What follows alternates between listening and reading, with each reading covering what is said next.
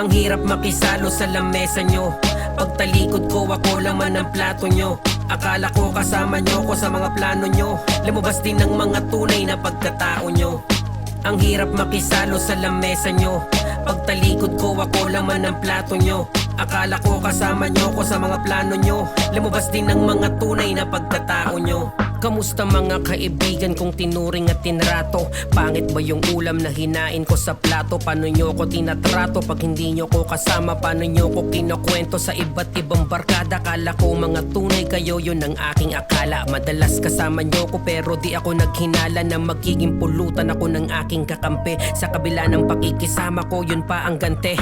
Kala ko pagtatanggol nyo ko pag nakatalikod, paan nyo rin pala haharang para ako'y matalisod. Kung sa bagay, mga kadikit nyo nga ay pinaplastic. Ano pa kaya ako, bago lang, kalokohang di matapik. Pasensya na kung ang paratang nyo di ko nagustuhan. Pagkakaibigan natin dito nyo tinuldukan. Ang dami nyong mga kwento na haka-haka. Lumalabas tuloy na mas mukha kayong kawawa, di na bale. Kung magkita man tayo kung sakali, babatiin na lang kita, di na tulad ng dati. Kung paano nyo ko nakilala, paano ko nakisama, nakibagay, nakisalo sa akala kong lamesa na puro tunay at walang balat. Kayong kaharap para kayong mga aktor na kontrabida gumanap. Ngayon alam ko na kung sino-sino ang mga ingrato. Mga peke nyong ngiti ang nakita ko sa litrato. Ang hirap makisalo sa lamesa nyo.